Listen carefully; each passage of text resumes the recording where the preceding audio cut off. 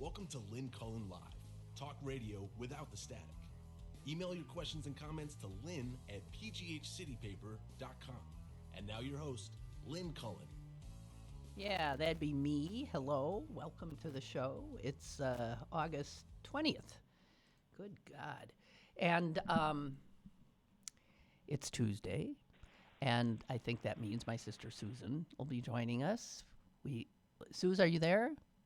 I am here, and in answer to your question, I figured because I'm sitting amongst mountains that a landline would give me a better chance of being heard. Yeah, we didn't recognize your number. Yeah. Okay, so you're amidst mountains in New Mexico? In Santa Fe, yeah. Nice. Well, good for you. Is the word well, you know, of all the travel I do, none of it is vacation. But this is an actual 5-day vacation with some lovely friends, and it's very nice. We'll say hi to Joan and Mitchell. And is peripatetic the word? Is that a word, peripatetic? Yes. Peripatetic is a word. And does it mean... And I used it just the other day, as I said to my Pilates trainer. I said, well, I'll see you when I see you. Off I go on my peripatetic life. So peripatetic, okay, I didn't know what it means then. It means traveling, doesn't it? It means, it means footloose. It means without an anchor as far as I'm concerned. Okay, but I have that sense that if somebody is peripatetic, they're here, and then they're there, and then they're, and you do now have a peripatetic lifestyle. Yeah, I do, and it's harder than it looks. I know. Well, it'd be very hard for me. I am by nature inert, and I really, it would be hard. You've adjusted beautifully to it. I also note. Okay, what peripatetic means is traveling from place to place, in particular working or based in various places for relatively short periods. There you go. That's me. That's you. Peripatetic. Mm-hmm. Well, that's funny that you used that word the other day, and it popped into my head. Just the other day. Well... which is why I knew exactly where you were going. I think that's very funny. Yeah, because how often in the last 3 days before that did you use that word? I haven't used that word in a million years. So I don't know why it all of a sudden, but it just popped up because I think of you here. Because that's what I am. That is what you are, and somehow in the recesses of my brain, I knew it. Anyway. I also saw, Susan, because I get these things from that family, whatever that thing is, Genie, says your son is about to turn 39 years old. What? Oh, my son. Yeah, my son ain't 39. Well, let me do the math. Yes, he was born in 1980. Well, I remember because he was born as I was packing to come to Pittsburgh. I remember exactly where I was in this little apartment I had at the time, and you called to tell me you were in labor. You probably don't remember that. And no, I vaguely do. Yeah, and I was so excited and blah, blah, blah, blah, blah. But I was packing to come to Pittsburgh. So I know that, his birth coincides with my big transition in my life, too. Right. That was my my totally misleading first pregnancy and birth, where Eric refused to even take me to the hospital because he just didn't believe that I was about to give birth, because I was lying on the couch and calling you, and every once in a while I go, ooh, but I mean, no big deal. And then at one point I said, I just think we should go. And he said no. And I said, no, I really think we should go. This has been going on so long that I just have this feeling we should go. So he reluctantly agrees, and then we get in the car, and of course maybe 30 seconds later, I went from the tra-la part to the, oh my God, something's happening part. And as we got to the hospital and he pulled by the emergency room door and I'm screaming, where the are you going? He said, I'm parking. And he said, that's for the emergencies. I said, I'm an emergency. Look at me. You wouldn't know it. And then he was a medical doctor. The baby was born 15 minutes. Arlie was born 15 minutes. Maybe, no, I exaggerate. I think a half an hour after I got to the hospital. He was an easy baby. He just baby. Flew right out. And I do remember telling the doctor who was going, are you sure this is your first baby? And I said, honestly. And I got to tell you, I've been more constipated than this.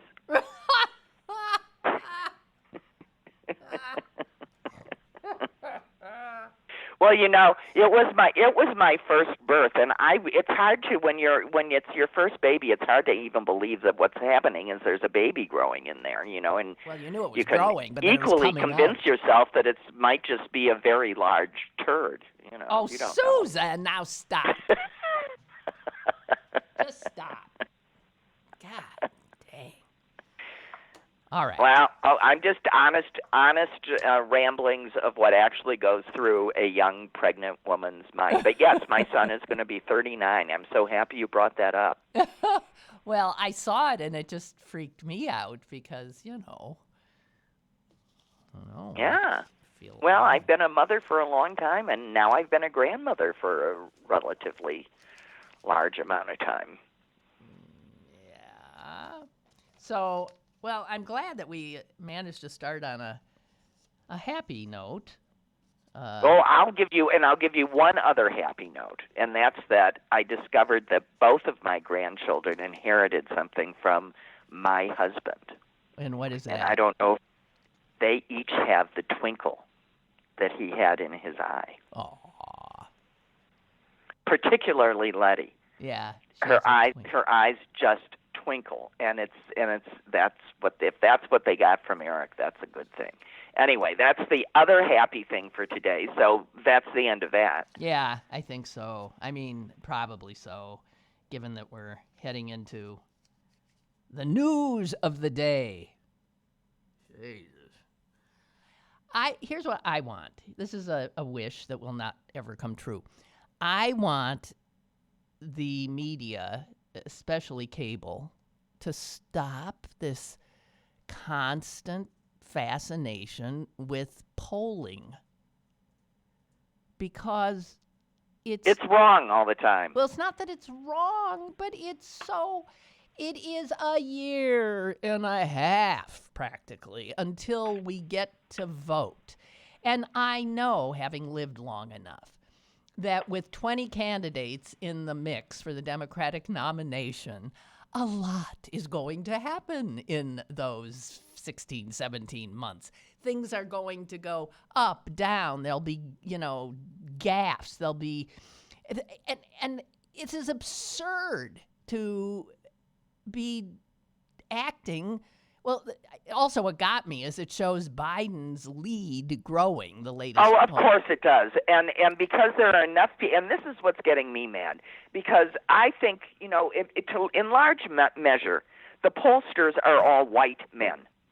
And I just feel like these old white men are directing us to only consider old white men. And because when they do these polls, there's that group of people that always just are sort of interested in voting for the winner, so that's where they go, whether that, they'll go right. wherever they're directed, and if that's where the polls are directing them, that's where they're going to go. I haven't talked to anybody whose Biden is his first choice, their first choice. I have not talked to anybody. Well, so I feel like this is purposeful, misleading, by honest to God, by white men trying to maintain control, and I've had it. Well, that woke her up fast. Okay, Suze, I think that it's frighteningly similar to what Democrats invariably do. Democrats are, by nature, I'm going to say it, snowflakes. They are so timid. And so they're scared that they're not going to win because they're traumatized by what happened last time around. And so they want to be sure that they go with somebody that's safe, not necessarily the person they want, somebody safe. And they've decided that that's Joe Biden. And I think that is an absolutely incorrect calculation. I do not think he's safe at all. And I don't think he's washed out of 4 other races, for crying out loud. Yeah. He was found wanting several times mostly in the last century. Enough. And I don't know if you heard what his wife said yesterday. Yeah, forgive him that he's wrong on so many things. He's still the best guy, one. She said sort of like, hold your nose. And she said, let me see, I'm going to get the quote. Your candidate, she said, might be better on, I don't know, health care than Joe. But you've got to look at who's going to win. And maybe you have to just swallow a little bit and say, okay, I personally like so-and-so better. But your bottom line has to be that we have to beat Donald Trump. This is a ringing endorsement. This is not, this is playing on this fear the Democrats have of losing. Now, and then, of course, but by the way, she's right. That just doesn't necessarily point to Joe. Yeah, it doesn't necessarily point to Joe. Of course, we'll all lick our wounds and whatever, hold our noses and vote for the Democrat. No doubt, I'll happily vote I'll vote for Joe Biden. But I do not think at all that he is the strongest candidate. When I think of the debates, I don't see him who's always saying, did you hear what he said in Iowa the other day? Susan, did you hear listen to his latest gaffe. These come out constantly. In Iowa the other day, he said, poor kids are just as bright as white kids. Yes, I know he said that. Well, you can't. And black people keep being the bulwark in his polling data? Excuse me?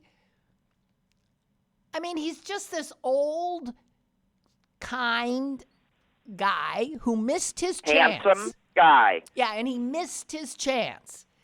And let's stop and think about polls and what the polls say about Hillary, for God's sake. Do not watch these polls.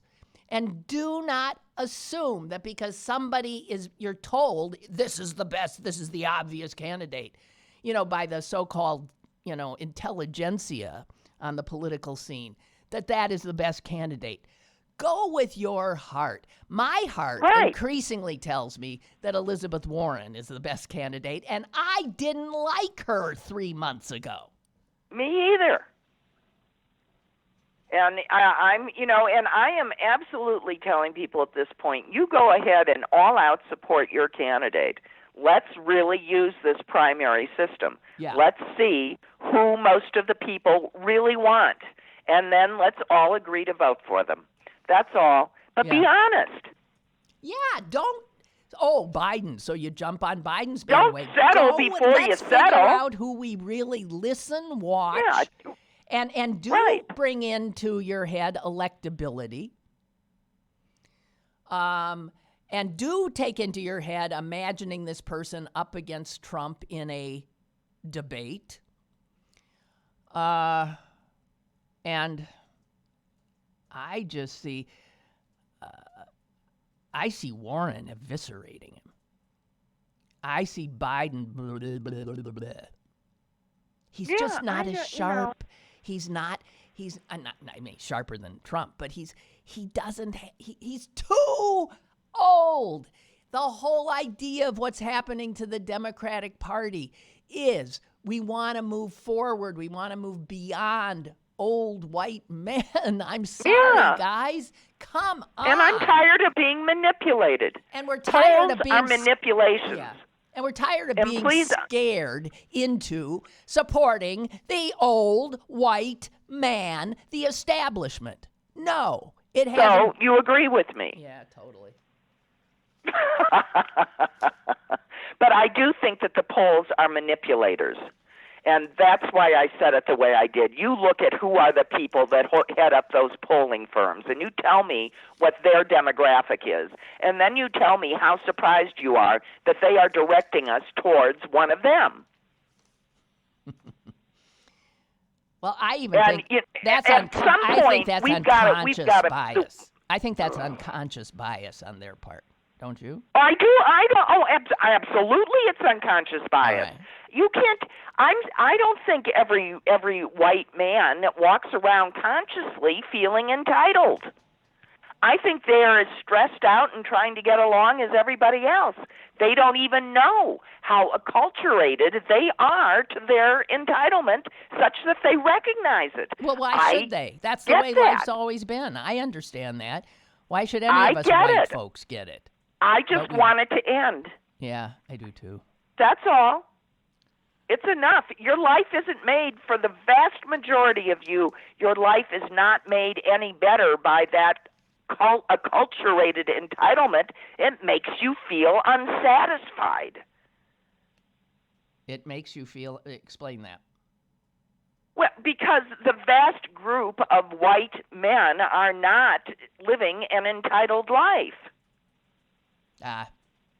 Except in as much as they look down on people lesser than them, which is all they got. Well, right. And that's what's always fueled racism, too. I mean, yeah. Oh, dear. Okay. Let's, trying to think, any other election-related stuff do I have here today? No. There was a letter to the editor, I think, of the New York Times, a little teeny one from a guy in Houston that I thought was just brilliant. You know, as we look at the millions of people in the streets in Hong Kong, you do wonder if Americans will ever get off their fat asses to be able to do the same. What exactly will it take for us to get off? I don't know. Be in the streets. I've been asking this for a few months now, and I'm one of the people. I'm feeling like I need to go out and put my chair in the middle of my street and hold my sign. Right. And and this has to do with gun control, but it could be about anything. And here's what this guy wrote. And I think he's absolutely right in terms of the effectiveness of this, if Americans would understand that there always is strength in numbers and concerted action. He says, Matthew Lind of Houston, a voluntary nationwide school boycott demanding that Congress enact strong gun control legislation would, I believe, force government action. Parents across the country have a right to expect that the schools they send their children to will be safe. No legislation, no students in the schools. Think about the power of that. Something where you organize and literally people refuse to send their kids into these unsafe environments. And if everyone did that, you don't think something would get done? It's stuff like that gets stuff done. Well, that's how the teachers, it was those teacher strikes in Kentucky and places like that finally got, certain issues looked at. There was I think it was in Iowa, a Republican congresswoman meeting constituents, and they were all teachers, and within minutes they were all just chanting at her, "Do something." Yes. I mean, one teacher said, "Don't tell me how to shoot a gun. Tell me when I get to start teaching reading and writing and arithmetic again." Yeah, exactly. So Americans have did you hear the one? What? Lynn, did you hear the one about the father who took his little girl to go and buy shoes for the coming school year, and she said, I don't want the light up kind. Because of and he said, why not? And she said, because if we're sheltering in place, I don't want my shoes to give me away. All right. So if American parents don't understand that something out of the ordinary is required, boy, we let our kids down over and over and over again. We have a caller. We have a whole generation of traumatized I know, school children. Do. Totally. Caller, go ahead, please. Good morning. Good morning. I forgot why I called. Okay. That's okay. How you doing? No, I was listening before before this conversation about not listening to talking heads. Yeah. And I'm like, I'm sitting here listening to talking heads. Well, one head's not talking; it's just sitting there. But who's just sitting there? Oh, Susan's picture. Yeah, Susan's she's picture. talking. Yeah, there's nothing like talking heads telling you not to listen to talking heads. Yeah. But with Biden, I was like a Biden supporter back in 1988 when he ran. Right. Yeah, but like you said, I did a little thing where I just put up a picture of that comedian with his last name Gaffigan. Yeah. Where every time there's a Biden thing, Biden made a Gaffigan. Because he's just I don't know if it's his age or whatever. He's always been this way, and it's worse now. It's probably it's just worse, right? Yeah, but I think it's like if he gets a nomination, of course I'll vote for him. But it's I don't know. It's just he's done. I think I read somewhere that Obama basically tried to tell him that in a nice way. Yeah. That your time is up. He said he tried to dissuade him. He said, you don't have to do this, Joe. You don't have to do this. And he has talked to him as well about Obama's very concerned about how old and sort of out of it the people around him are, that's the same old, and he's urged them, well, you get some younger people in your inner circle. I mean, I think Obama's very worried. Yeah, I know. And about electability, I never consider that because I think anybody's electable. Well, obviously. Yeah, that's what I say. It's obviously that anybody's electable. It's all about your messaging and and how you run your campaign. That's that. I never even consider electability. Donald Trump. That's all I have to say. Donald Trump. Anyone's electable. A friggin' moronic, narcissistic jerk is electable. Anyone's electable. I don't know if I'm changing the subject now, but I don't understand. To this day, I read psychology and watch lectures and things like that, and I still can't get how people can't see that the guy's an idiot. I still don't understand it. I can't comprehend it. I keep trying to comprehend why aren't you see? I mean, I'm not, everybody wants to think that, these are like racist hicks and things like that. I know, successful business people and upper middle class. So do we. Why don't you see it? But the only thing I can figure out is it's fear. Fear of losing that power and position. Or something. Right. They are willfully. Those people are willfully looking the other power way. And greed. Because they like what he's giving them, not what he's taking away from all of us, namely our friggin' democracy, our country, our standing in the world, everything. Because anyone with a brain who supports him is, to me, a traitor to this republic. Yeah, immorally bankrupt. If they can't. Yeah, I would listen. We were just at a wedding where I was admonished by a relative that I better watch my mouth in this crowd. and I looked at my cousin and I said, "You're kidding.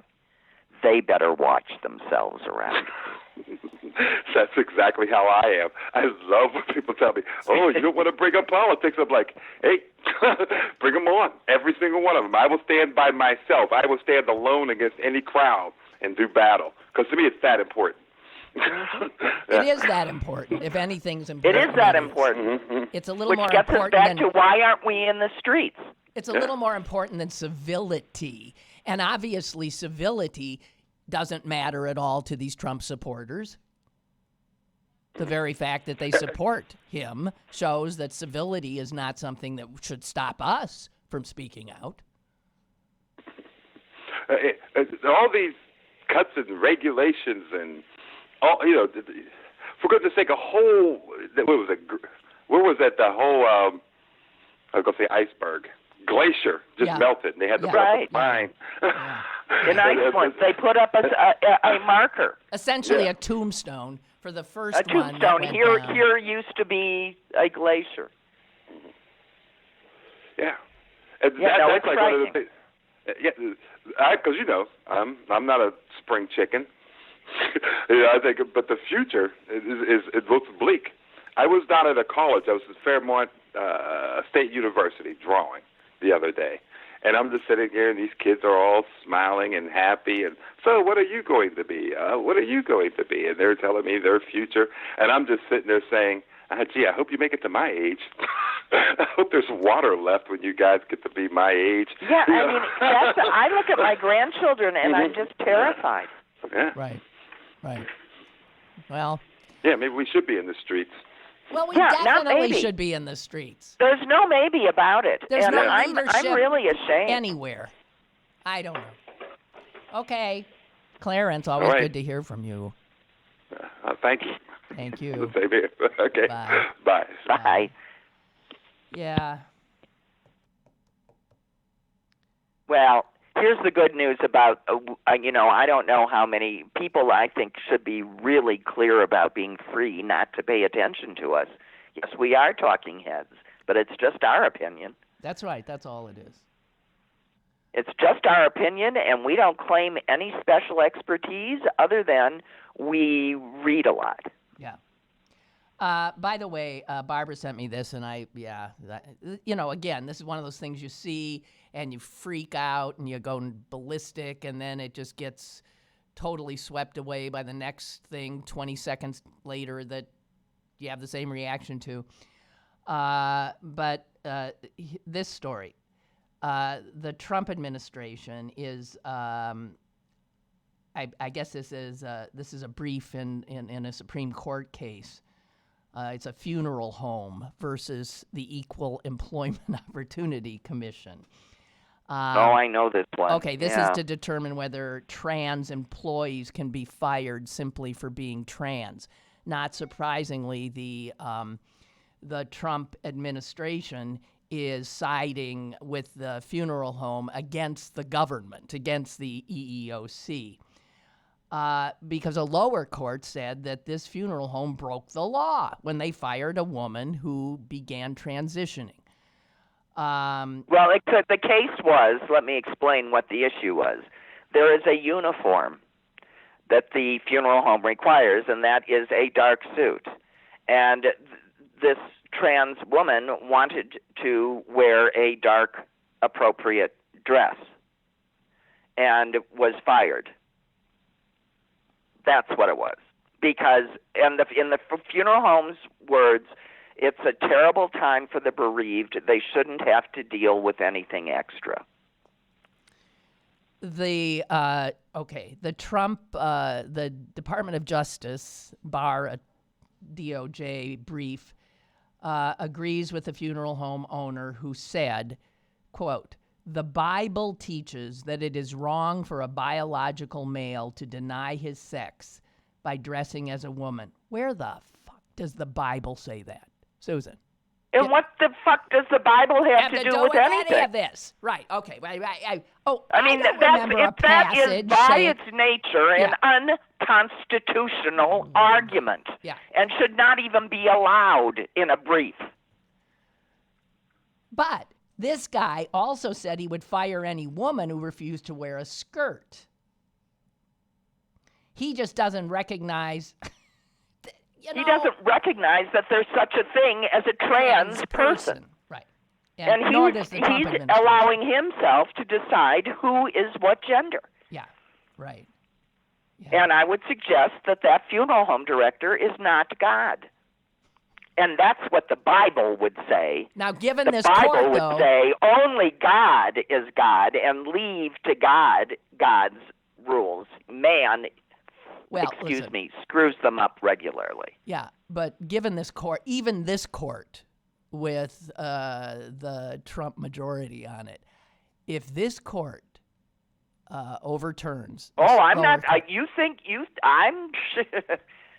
I'm not so sure. I've been saying that all along, and they just keep doing it. So, okay, let's see. Jesus. All right. I'm going back to the way we were raised, which is expect the worst, and you won't be disappointed. Right. Well, yeah. So yesterday when I was reading the New York Times, there was this 2-page, I think it was the Times, it might have been the Wall Street Journal, 2-page statement. But the whole second page was nothing but signatures. And some of the first page was signatures. So it was mostly signatures. The signatures, it turns out, are the signatures of some of the most powerful men in the country. And these are men that run the largest corporations in the country. This was the statement put out by the Business Roundtable, which is a lobbying organization that supports the 1% and the corporate world. That is made up. What is the composition of this group? I don't know. There were 200 chief executives that signed this thing I read yesterday. So that gives us a vague idea of what the composition of the group is. And it was like blindingly white male, right? It's just a bunch of white men. The leaders of Apple, Pepsi, Walmart, you name it, banks, just everybody. I saw Jeff Bezos' name right at the top. And they all signed this thing. And I thought, what the hell is this? And then I read it. It was short. The copy was short.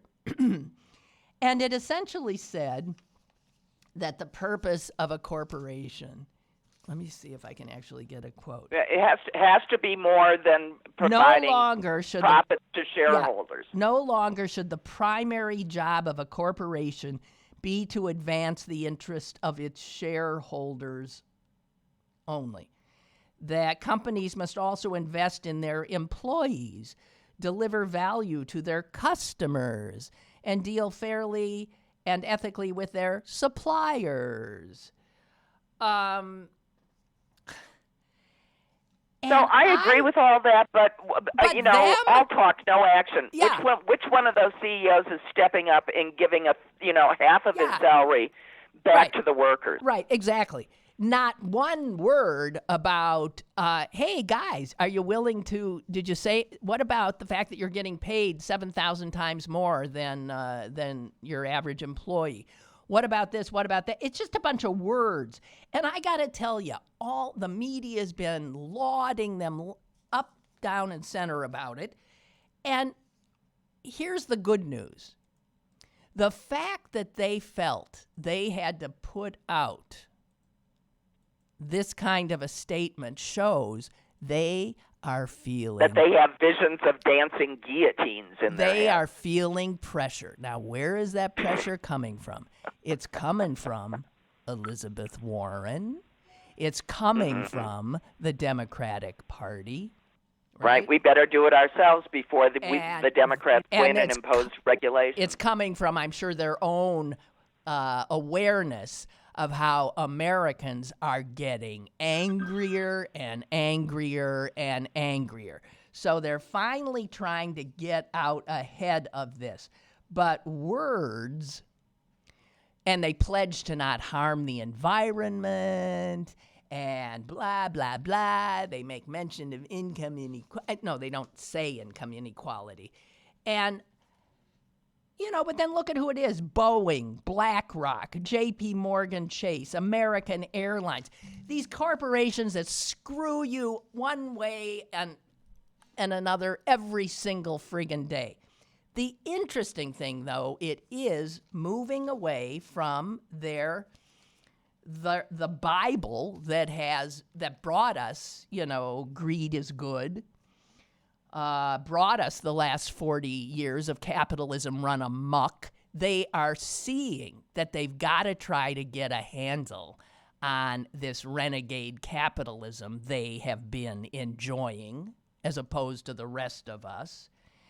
And a New York Times article points out that that this statement was also a rebuke of Milton Friedman, the be-all and end-all of capitalism, because he said it's capitalist's most revered figure now, Milton Friedman, who wrote in 1970 in the New York Times, "The social responsibility of business is to increase its profits." And that's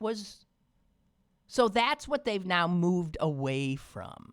They have said, no, it's got to be more than that. But at this point, all it is a statement. There's no action that I see.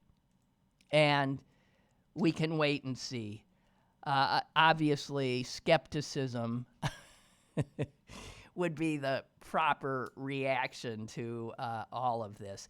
And as Bernie Sanders said, if they were sincere, they'd talk about raising the minimum wage to a living wage, the need for the rich and powerful to pay their fair share of taxes. Right. And Elizabeth Warren said, well, it's a welcome change, but without real action, it's meaningless. Right. This is all true.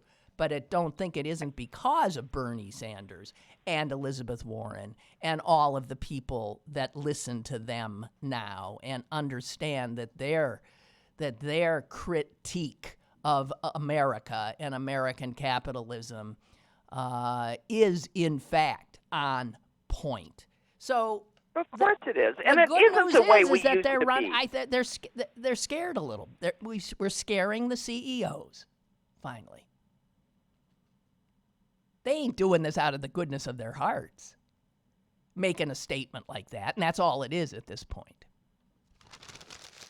I didn't talk about it yesterday because my reaction to it was that. It's why I didn't even want to. But then I saw all the how it's getting a lot of positive press. It shouldn't get any positive anything until something starts to change. Ray writes, ladies, as an official old white man who supports this show and agrees with 90% of your positions, I have to check out. There are some of us who work in hostile territory but defend our side against all odds. But the vilification of old white me galvanizes the enemy into one monolithic beast. Trump and his damage was aided and abetted by old white women in the key states. Would you prefer Ronald Reagan or Margaret Thatcher? Ask the poor Brits. Good luck in your battles. Ray is offended and he's out. Come on, Ray. Come on. Hey, I was married to an old white man, and our beloved father was an old white man. Yeah, but the verbiage, Susan, can be. I sometimes wince when I hear it coming out of my mouth or your mouth. It is, we say, you old white man. And here's Ray, if you're listening, and he probably isn't anymore. What you have to understand, and again, you guys got to understand that women are, and I've never seen it in my lifetime, and old women are, and young women are enraged. They're just enraged. It's like I'm also heartbroken. Well, but I'm it's also flat out heartbroken that I tolerated the harassment and the sexual assaults that I did my whole life. Well, we all did. Well, I'm making things better. It'll be easier for the women behind me, and it's not only not easier, in many ways it's worse. Right. So there is such, sorrow, but the sorrow is giving way mostly to anger. And if it sounds over the top, try to hang in there. Women have taken it. We have been abused, raped, held down forever. And this is finally,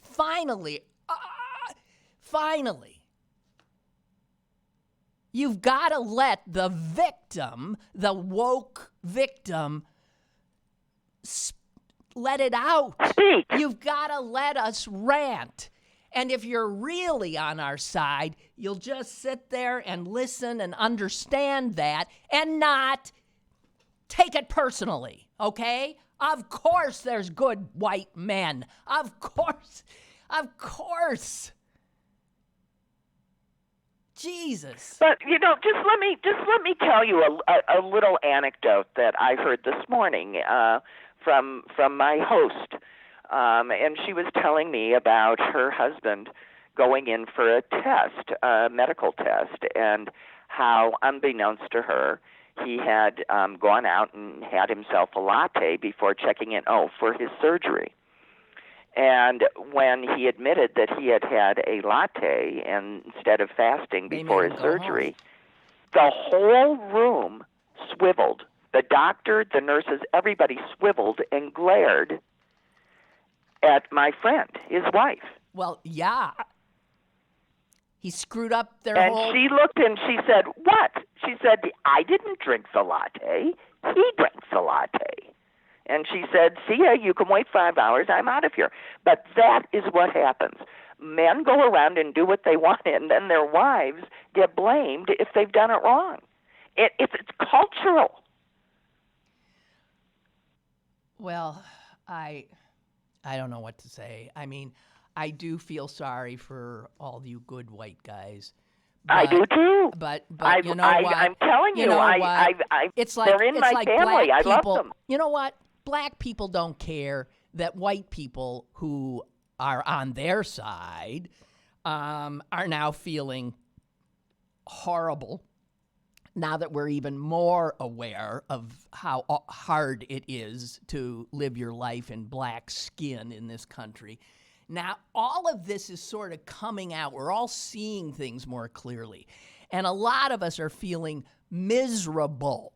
And a lot of us are feeling guilty. You think any black person wastes 2 seconds of being upset because I, as a white person, feel guilty? Do you think women now should be upset that white men are feeling hurt? That we're lumping you all together? No. Come on. Don't expect. This is a hard time. It's a reckoning time we're in. It's a frightening time we're in. And we don't need to personalize. Yes, white women voted for Trump. White women, a lot of white women have sided see their with power in supporting white men, even if it means that those white men are going to keep them enslaved. Right. But we treat them as chattel, their bodies as ownership. I think you just have. I mean, I'm sure there's a lot of people of color out there just laughing at us. Yes. But as well they should. It's exhausting putting up with what we're just expected to swallow every day. Once you notice. And now so many have noticed, and we're just. It's like, it's like, what's his name, Albert Finney and Network. We are mad as hell, and we can't take it anymore. And if there's collateral damage and hurt feelings, well, sorry. Women have died. Women have been beaten. Women have been raped. Women are, living under men's thumbs and power all over the world. Women are going to be jailed in Missouri for taking the morning after pill. They're going to be charged with murder under a new law. A woman who has a drink in some states while she's pregnant can be charged with child abuse. Her child taken from her. We are sick of it. Or you can be charged with murder for giving birth to a stillborn child. That woman was just acquitted.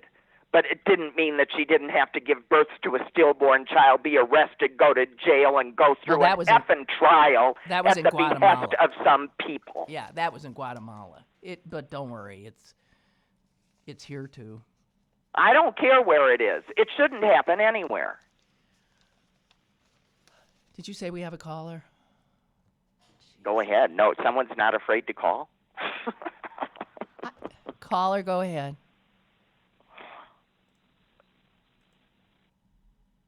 Hello? Hi, am I on? Yes, you are. Yeah.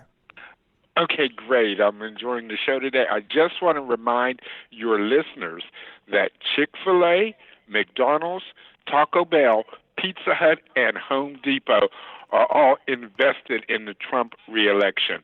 And so they're places that people have to consciously boycott. Okay, name those names again for us.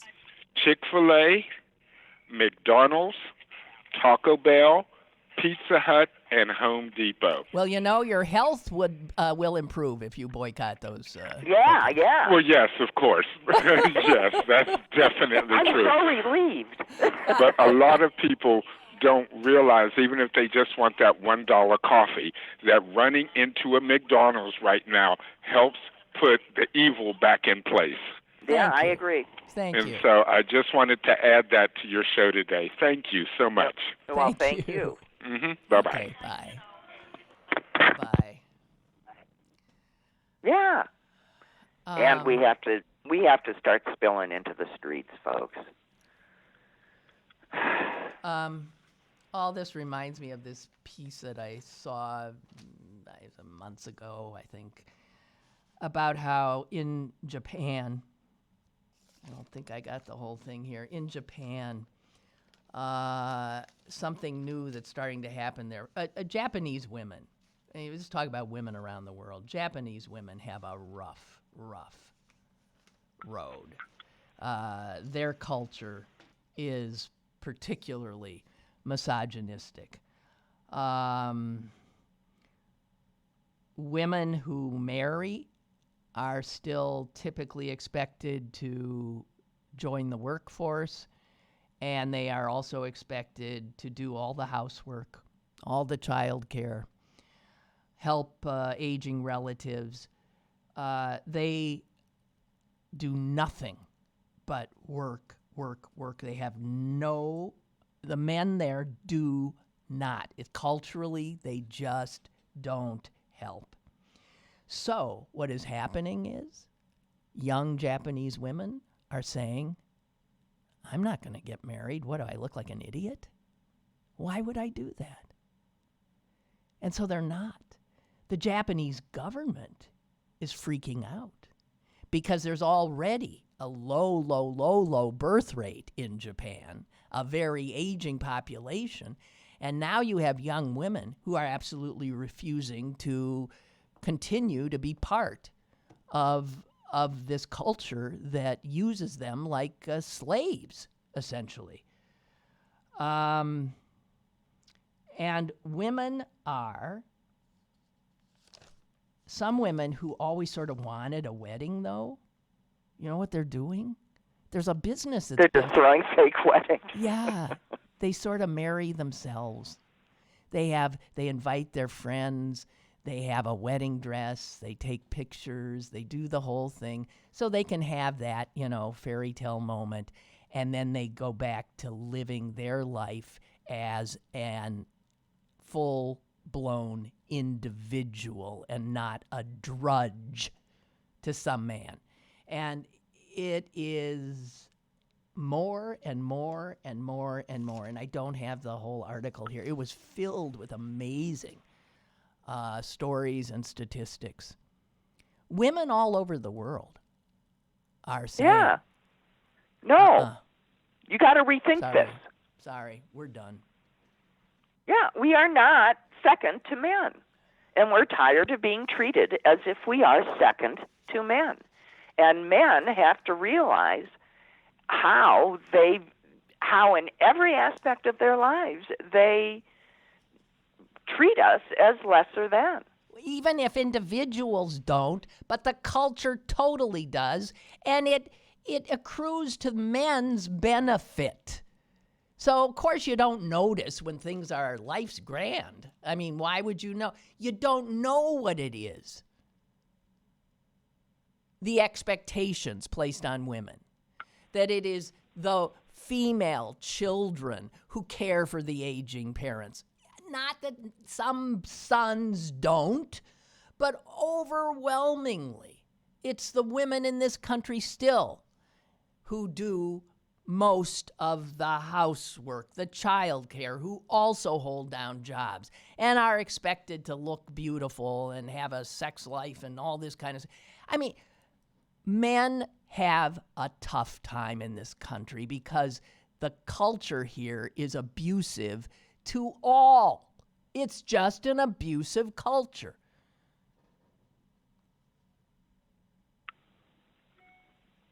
I don't know. Milton has sent me a list of some of the companies that are out there supporting Trump's reelection. Don't go there. A lot of restaurants, guys, and none of them are good for your health. As the caller said, Chick-fil-A, Taco Bell, McDonald's, also Wendy's, KFC, Pizza Hut, Olive Garden, Waffle House, IHOP, Carl's Jr., and In-N-Out, which we don't have here. Damn, I like In-N-Out. That's the only one. That's fine. And Milton, who sent me this list, said, so if you see me starting to get thinner and toned, yeah, I mean, really, it's good for your health not to support any of these. Right. And when in doubt, just don't eat fast food. Because they all And yes, seem to Olive support Garden it, is fast food. even though you get to go in and sit down. Well, you do in some Right. other places too, but whatever. But that's not good for you either. Oh. I don't know. Unless you just have the unlimited salad bowl. Anyway, it's exhausting, yes. But I think boycotting is helpful. Yeah. I think, when the Hobby Lobby CEO came out, I mean, everybody went nuts, because they didn't want not Hobby Lobby, Home Depot, because Home Depot's teetering anyway, and that kind of announcements can send them right under. I mean, the odds are that almost every corporate entity is slipping money to these guys, Trump or Republicans, because that's how our corrupted system works, right? Well, if you're a smart CEO, you're scattering your money all over the place, Right. So that you're covered no matter who wins, right? Yeah. Milton is also telling me to mention Project 1619. Milton, I haven't read. This was a full insert in the New York Times about it's like a textbook. And that's why I haven't read it yet, because it looks like, oh boy, I got to go. And also, our history is so upsetting. If you care about humanity, if you care about a human being, those that are gone and what they endured. But Project 1619, I'm sure you can get it online. There was also a YouTube presentation in New York this weekend, a live presentation on it. It is filled with information that all us white folks need to know about. It's called Project 1619 because 500 years ago, 1619, the first slave ship landed in Virginia, outside Jamestown. I mean, we white folks were here for like 2 seconds, and bang, start bringing in kidnapped, shackled Africans, and we buy them and sell them. It started in 1619. 150 years before we were even a country.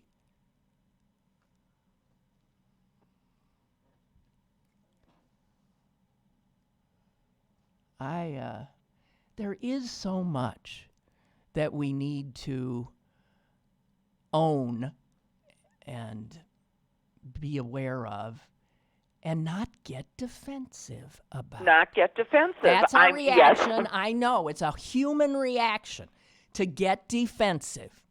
Well, I didn't. I wasn't there. I never owned a slave. I didn't. Blah, blah, blah. That's not the fucking point. The point is, look at the culture we live in, and look at how that culture makes has benefited all of what happened continue to this day. Right, and benefits. And be aware of it. Try and stop it for once and for all. It's not just women. It's not just black people. It's a lot of us that share the same thing. We are disempowered, and we're done with it. Yeah, but we ain't in the streets. So we're No, still disempowered. why? We're just in our heads, we're starting to get there. I think this is a long process.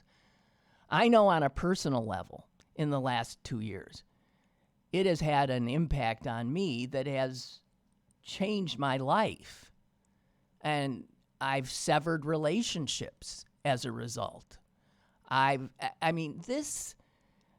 don't think people understand. I can only speak as one woman. What so many people are going through now. And it would behoove those who, by accident of birth, were born into the privileged position of whiteness and maleness and heterosexualness, to not get defensive, to try to understand, take it in. That's all. It's hard.